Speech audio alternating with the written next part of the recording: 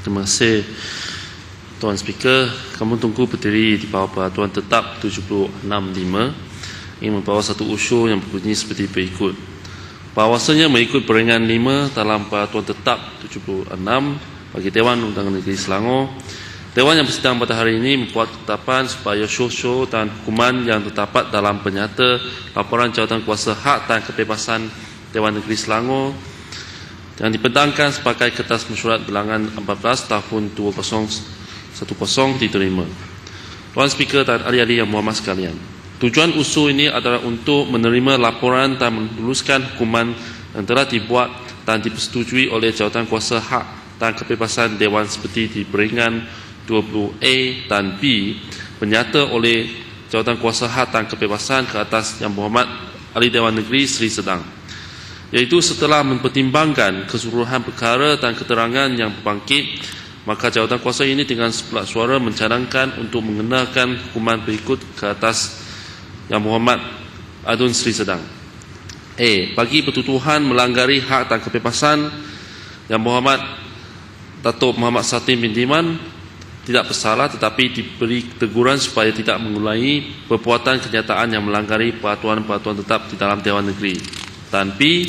Bagi kesalahan menghina Dewan kerana enggan menghadiri pendengaran jawatan kuasa ini walaupun diperintahkan, Yang Berhormat Datuk Muhammad Satim bin Diman dikenakan hukuman pemotongan allowance khas ahli Dewan Negeri sebanyak ringgit Malaysia 1,500 saja.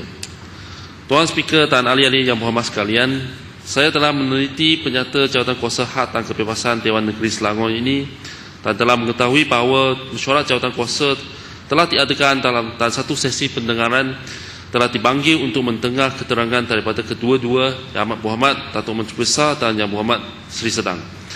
Datuk Menteri Besar telah diwakili oleh Peguamnya Encik Malik Imtiaz dan Encik Malik Imtiaz mewakili Yang Amat Berhormat Datuk Menteri Besar ke atas kes tuntutannya terhadap Bank Islam Malaysia Berhad dan sebaliknya.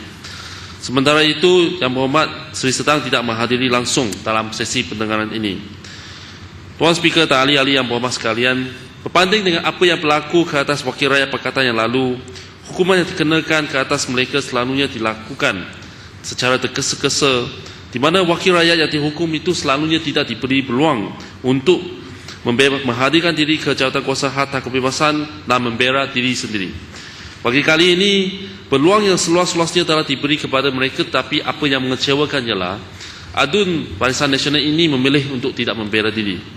Hukuman yang diluluskan oleh jawatan kuasa hak dan kebebasan Dewan Negeri Selangor ini adalah kepatutan.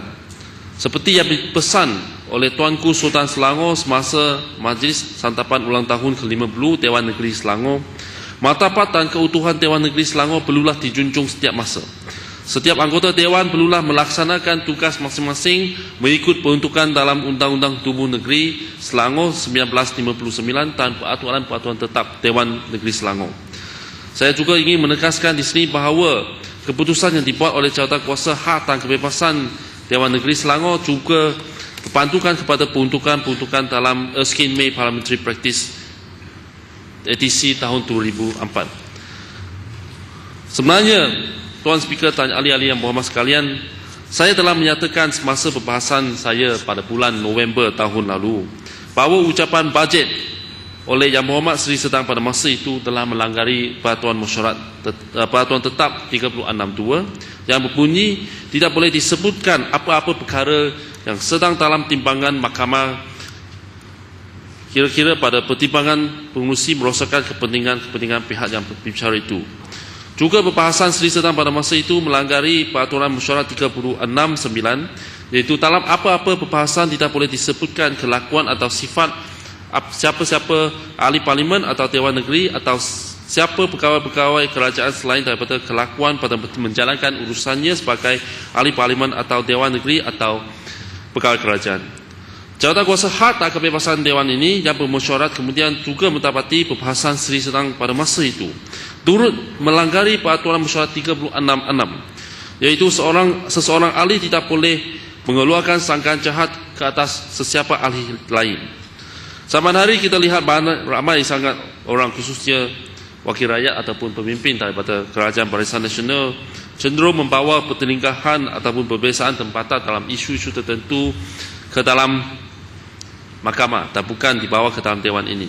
Saya ingin menyarankan bahawa cara yang betul adalah untuk membawa perkara-perkara ini ke dalam dewan ini dan diuruskan, disiasat oleh jawatan kuasa hak dan kebebasan.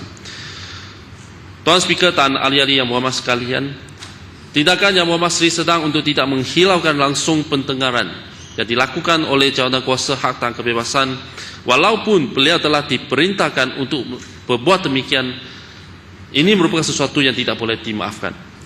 Jika beliau menghadiri pendengaran jawatan kuasa hak dan kebebasan Dewan dan memberi keterangan dan penjelasan sebagaimana yang diketahui beliau, mungkin Yang Berhormat Seri sedang tidak bersalah dan mungkin beliau tidak dikenakan sebarang hukuman. Ini adalah kerana kes asal yang dibawa terhadap Yang Berhormat Seri sedang adalah kes mengenai pelanggaran hak dan kebebasan. Dan dalam laporan ini, beliau didapati tidak bersalah dan hanya diberi teguran. Kes yang kedua yang menyebabkan allowance khas beliau dipotong, ini adalah disebabkan tindakan beliau sendiri tidak menghadiri pendengaran jawatan kuasa hak dan kebebasan. Apa yang lebih menyedihkan ialah Yang Berhormat Seri sedang tidak hadir pada mesyuarat hari ini dan semalam. Jadi saya berharaplah kejadian ini akan menjadi satu peringatan kepada kita semua. Dan saya mencadangkan kepada Dewan Yang Mulia ini supaya usul ini dapat diluluskan. Sekian, terima kasih.